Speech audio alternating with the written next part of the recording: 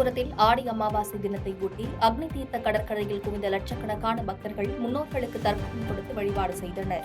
ராமநாதபுரம் மாவட்டத்தில் ராமேஸ்வரத்திற்கு நாள்தோறும் பல்வேறு மாவட்டம் மற்றும் மாநிலங்களில் இருந்து நூற்றுக்கணக்கான பக்தர்கள் வருவது வழக்கம். அந்த வகையில் அமாவாசை தினத்தில் மறைந்த முன்னோர்களுக்கு தர்ப்பணம் கொடுத்தால் மோட்சம் கிடைக்கும் என்பது ஐதீகம். அந்த வகையில் ஆடி அமாவாசை தினத்தை ஒட்டி பல்வேறு மாவட்டம் மற்றும் மாநிலங்களில் இருந்து பல லட்சக்கணக்கான பக்தர்கள் அதிகாலை முதலே அக்னி தீர்த்த கடற்கரையில் புனித நீராடி மறைந்த முன்னோர்களுக்கு தர்ப்பணம் கொடுத்தனர். பின்னர் கோவிலுக்கு உள்ளே உள்ள 22 புண்ணிய தீர்த்தங்களில் புனித நீராடிவிட்டு ராமநாத சுவாமி மற்றும் அம்பாளை தரிசனம் செய்தனர்.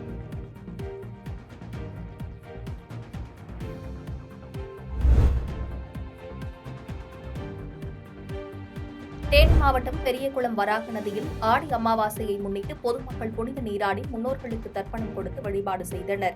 தேனி மாவட்டம் பெரியகுளம் பகுதியில் உள்ள பாலசுப்பிரமணிய சுவாமி திருக்கோவில் வராக நதி ஆற்றின் கரையில் அமைந்துள்ளது.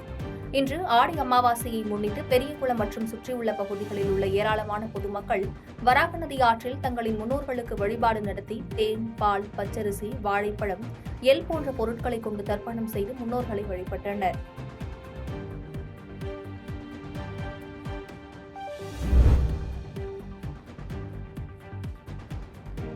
வயநாடு நிலச்சரிவில் பாதிக்கப்பட்ட மக்களுக்கு திருப்பூர் மாவட்ட நிர்வாகம் சார்பில் உணவு மற்றும் ஆடைகள் உள்ளிட்ட நிவாரணப் பொருட்கள் அனுப்பி வைக்கப்பட்டது.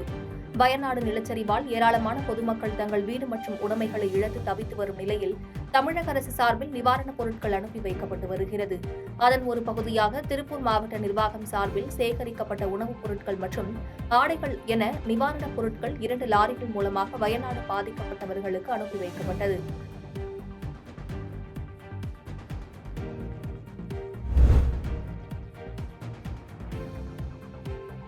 வத்தலகுண்டு அருகே தலையில் தேங்காய் உடைத்து நேர்த்திக்கடன் செலுத்திய பக்தர்கள் நள்ளிரவில் நடந்த வினோத திருவிழாவில் நூற்றுக்கணக்கான பெண்கள் முளைப்பாரி எடுத்து அம்மனை வழிபட்டனர்.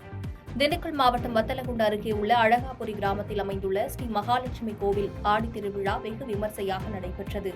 பாரம்பரிய வழக்கப்படி நள்ளிரவில் நடக்கும் இந்த திருவிழாவில் முதல் நிகழ்வாக அம்மன் கரகம் அலங்கரிக்கப்பட்ட பூப்பல்லக்கில் ஊர்வலமாக எடுத்து வரப்பட்டது.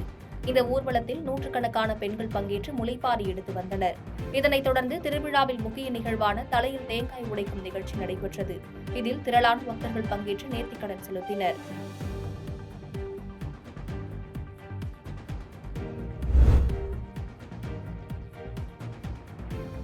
நீண்டகால காவிரி பிரச்சினைக்கு ஒரே தீர்வு நதிகளை தேசியமயமாக்கப்பட வேண்டும் என இந்திய குடியரசுக் கட்சியின் மாநில தலைவர் சேக்கு தமிழரசன் பேட்டியளித்துள்ளார்.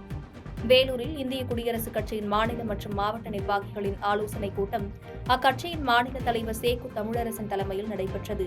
கூட்டத்திற்கு பின் செய்தியாளர்களிடம் பேசிய சேக்கு தமிழரசன் வரும் உள்ளாட்சி மன்ற தேர்தலில் துணைத் தலைவர்களுக்கான இடங்களை தலித் மக்களுக்கு இடஒதுக்கீடு அடிப்படையில் வழங்க தமிழக அரசு நடவடிக்கை எடுக்க வேண்டும் என இந்திய குடியரசுக் கட்சியின் மாநில தலைவர் சேக்கு தமிழரசன் வலியுறுத்தியுள்ளார். காவிரி நதிநீர் பிரச்சனை 100 ஆண்டு கால தாவா, வழக்குன்னு கூட சொல்ல மாட்டேன். தாவா 100 ஆண்டு கால தாவா எப்ப தீர்வு கிடைக்கும்? இதற்கு ஒரே தீர்வு, அது ஏன் அதை நடைமுறைப்படுத்த யாரும் பேசுறது கூட தயாரில்லை. இதற்கு ஒரே தீர்வு, அம்பேத்கர் அவர்கள் அரசியல் சட்டம் எழுதுகிற போது அவர் முயற்சித்த, அவர் வலியுறுத்திய, அவர் சொன்ன, அவர் எச்சரித்த,